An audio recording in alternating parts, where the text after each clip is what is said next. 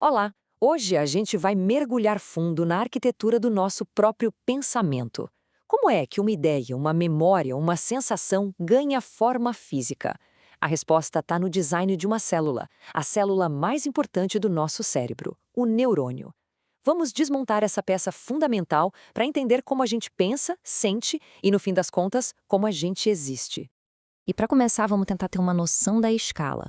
O cérebro humano tem, em média, esse número aí de neurônios. 86 bilhões. É um número que a mente mal consegue processar. É quase a mesma quantidade de estrelas na nossa galáxia. E cada um desses pontinhos é um processador minúsculo trabalhando numa rede de uma complexidade que é, sinceramente, absurda. Ah, mas os neurônios não estão sozinhos nessa. Olha só este gráfico. A quantidade de neurônios é praticamente a mesma que a das suas células de suporte, as chamadas células da glia. Se os neurônios são as estrelas do show, pode ter certeza que as células da glia são toda a equipe de bastidores, garantindo que o espetáculo aconteça sem falhas. Bom, esse aqui vai ser o nosso mapa para análise de hoje. Vamos começar pelo básico, os blocos de construção. Depois, a gente vai dissecar um neurônio, espiar a maquinaria que faz ele funcionar, entender como ele se comunica, conhecer a variedade incrível que existe e, por fim, fechar com a ideia principal: como a forma de um neurônio define exatamente o que ele faz. Vamos lá! Ok, primeira seção, os blocos de construção. Antes da gente entender a rede inteira, a gente precisa conhecer as peças que formam essa rede. No cérebro, a divisão de trabalho é bem clara. Pensa assim: os neurônios são toda a fiação elétrica de uma casa. São eles que transmitem os sinais de forma rápida e precisa. Já as células da glia, elas são todo o resto: a fundação, as paredes, o isolamento, tudo o que dá sustentação e suporte. E hoje, o nosso foco vai ser na fiação, nos mestres da comunicação, os neurônios. Seção 2. Anatomia do neurônio. Agora que a gente já conhece os jogadores principais, vamos pegar um deles e olhar bem de perto para ver como ele é desenhado. Olha, todo neurônio, por mais diferente que seja, tem basicamente 4 regiões. O soma, que é tipo o centro de comando, os dendritos, que funcionam como um monte de antenas recebendo os sinais, o axônio, que é o grande cabo de transmissão, e lá na ponta, os terminais axonais, que são a boca do neurônio por onde a mensagem sai. Essa estrutura é a base de tudo. O soma é o verdadeiro coração industrial da célula. É a fábrica que produz absolutamente tudo que o neurônio precisa para se manter vivo e para trabalhar.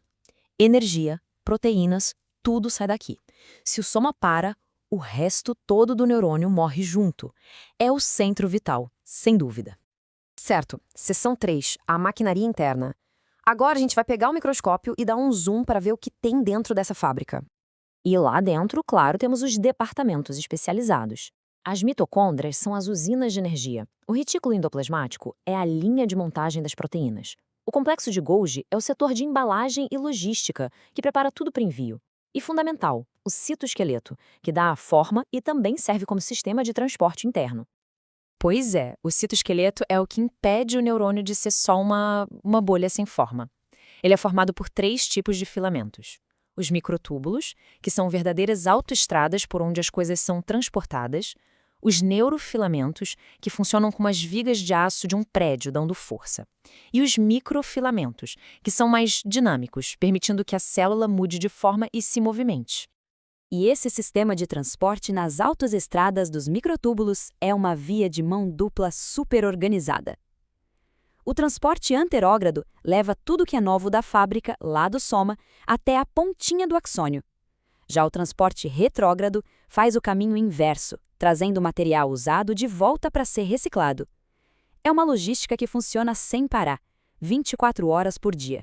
Incrível! Seção 4. Especialistas em comunicação. Ok, com a casa toda em ordem por dentro, vamos finalmente ver como o neurônio faz o seu trabalho principal: se comunicar. Os dendritos são as orelhas do neurônio, uma rede gigantesca de antenas prontas para captar sinais. E se a gente olhar com mais um ainda, a gente vê essas pequenas protuberâncias, os espinhos dendríticos. É aqui que a mágica acontece de verdade. Cada vez que a gente aprende algo, esses espinhos mudam de forma, de tamanho. Eles são a base física da nossa memória. Então, se os dendritos são as orelhas, o axônio é a boca. É um cabo de altíssima velocidade que leva o impulso elétrico para longe. E essa distância pode ser enorme, às vezes mais de 1 metro.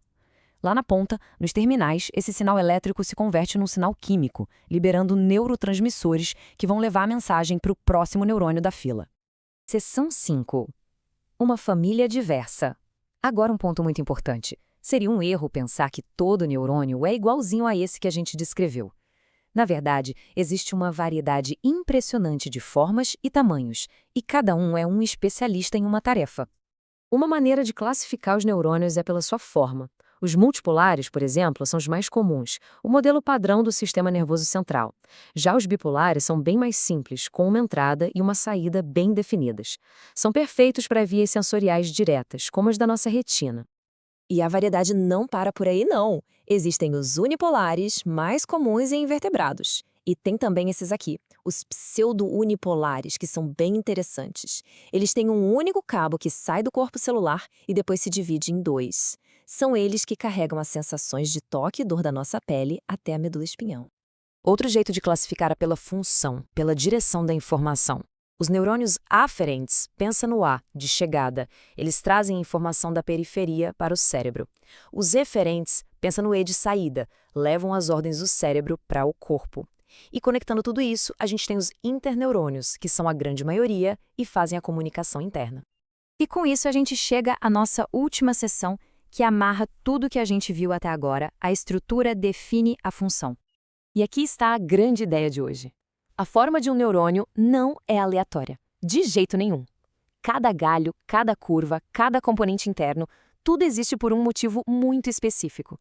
A estrutura complexa dele é exatamente o que dá a ele o seu poder. Em outras palavras, a forma define a função. E isso nos deixa com uma pergunta final, que é bem poderosa. Se a forma determina a função, o que acontece com a nossa mente quando essa forma muda? Pensa bem. Cada vez que a gente aprende algo novo, a forma dos nossos neurônios se altera um pouquinho. E em doenças como Alzheimer, essa forma se degrada tragicamente. Isso só mostra que a arquitetura do pensamento não é algo fixo, estático. Ela é viva, ela é dinâmica e às vezes terrivelmente frágil. Ela está sendo moldada e remodelada a cada instante da nossa vida.